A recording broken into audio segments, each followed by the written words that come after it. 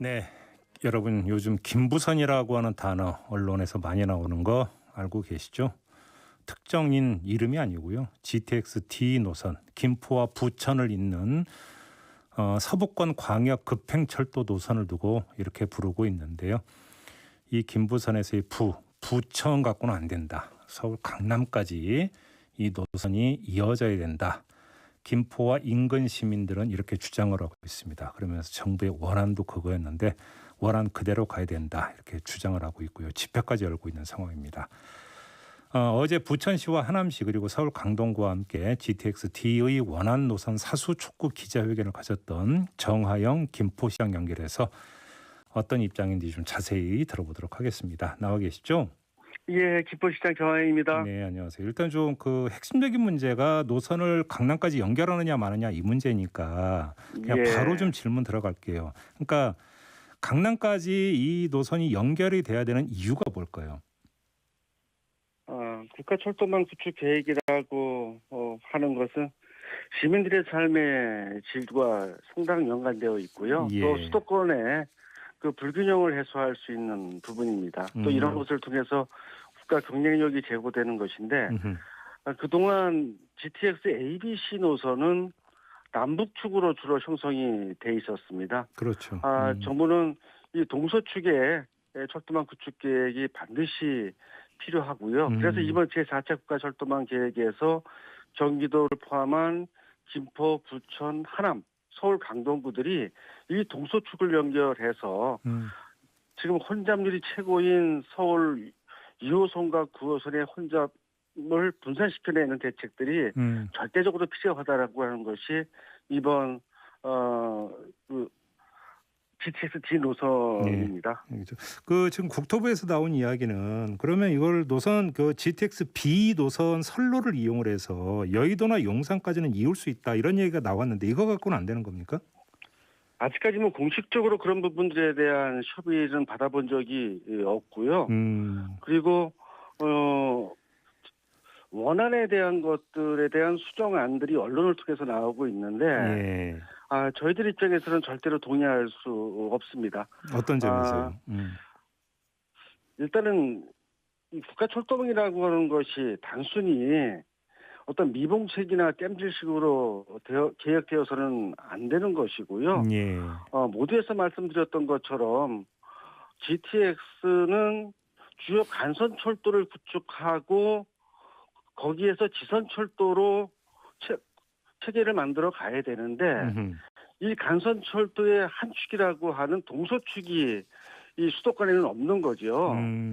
그래서 이 기본 간선축 동과 서를 연결하는 그런 새로운 GTX 노선이 필요하기 때문입니다. 네, 그래서 이제 김포에서 출발해서 서울 강남 거쳐서 이제 동쪽과 하남까지 이제 연결이 돼야 된다 이런 말씀이신 거죠? 예, 그렇습니다. 자, 지금부터는 저희가 어제 이제 그 시장과 인터뷰를 준비하는 과정에서 국토부를 비롯한 정부 쪽 좀 그 사전 취재를 좀 했어요. 그렇습니까? 그때 좀 이제 취재 결과를 가지고 한번 좀 질문을 드려볼게요. 예. 일단 이제 가장 중요한 것은 그 여러 가지 이제 그 취지는 이해를 하겠지만 가장 여기는 돈이 들어가는 사업이다 보니까 수요 조사라고 하는 걸 당연히 해야 되는 거 아니겠습니까? 예, 그렇습니다. 수요고 맞춰야 되는데 지금 정부 쪽에서 나온 수요 검토 결과를 보면 예. 김포에서 강남까지 출퇴근하는 사람 비율은 전체 6% 정도밖에 안 된다. 예. 이런 이야기를 하더라고요. 이건 어떻게 받아들이세요? 단순한 수치이고요. 예. 실제로 이 수도권의 시민들의 77%가 이 광역 급행철도를 이용하고 있습니다. 예. 목적지를 강남으로 잡았기 때문에 지금 그런 수치가 나올 수 있어도 예. 계속 말씀드리지만 동서축의 기본 간섭투들이 형성돼서 주요 거점역에서 환승을 했을 경우에는 예. 이러한 수요로 대비될 수 있는 사항은 아니라는 것이죠. 이것을 단순히 어떠한 수치적인 것을 접근할 것이 아니라 시민들의 어떤 삶의 질 그리고 수도권 지역 내의 균형 발전 등 이런 좀 큰 틀에서 접근하는 것이 좀 맞지 않나 싶습니다. 알겠습니다. 아무튼 이제 어제 저희 취재 결과로는 정부의 입장은 김포 시민의 절반 가까이가 경기도 고양시와 인천으로 출퇴근하고 그다음에 서울의 경우에는 마포, 여의도, 종로 순으로 나타났다 이런 이야기를 하더라고요. 아마도 그래서 여의도나 용산까지는 연결할 수 있다. 이인가 아마 그 방안이 아이디어 차원에서 좀 나왔던 것 같은데 이걸로는 안 된다는 말씀이시고요. 진지하게 그러한 연구 결과나 용역들이 네. 마련되지 않았었거든요. 아, 처음에. 네. 실제로 서부권의 광역급행철도의 수혜 범위를 좀 확대하겠다. 그리고 국토부가 국회나 정부의 업무 보고 시에도 예. 그동안 경기도가 만들어낸 한, 인천시가 만들어낸 한 이것은 동서축의 연결이었었거든요. 예. 그것에 대해서 어떠한 국토부의 계획과 그리고 그와 관련된 내용들을 말한 적이 없어요. 알겠습니다. 시장님, 하여간 어제 저희가 취재한 내용 갖고 좀 질문을 하나만 더 드려볼게요. 예. 또 한 가지 아마 좀 대안으로 모색하고 있는 것 중에 하나가 환승인 것 같아요. 그러니까 예. 뭐 계단 오르내리고 하면 너무 힘들게 하는데 평면 환승. 그러니까 바로 예. 환승할 수 있는 시스템을 도입을 하면 예를 들어서 일산 킨텍스까지 가서 거기서 환승을 하면 바로 강남 삼성역으로 바로 갈 수 있는 GTX A 노선을 이용할 수 있으니까 예, 그렇습니다. 이런 방안도 제시를 하던데 이것도 그 현실 타당성이 좀 부족한 방안인가요? 어떻게 보십니까? 지금 인천 지하철 2호선이 네. GTX A 노선인 킨텍스까지 가는 것은 이번 제4차 국가철도망 계획에 반영되어 있습니다. 그렇죠. 예. 환승 체계가 필요한 것은 사실이죠.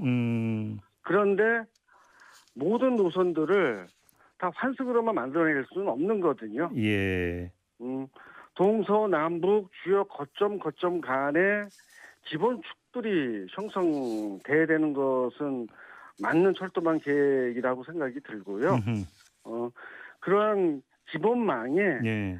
환승을 유도하는 체계 구축은 동의할 수 있지만 기본 축이 무시된 환승 체계는 저희들이 동의할 수 없는 내용이죠.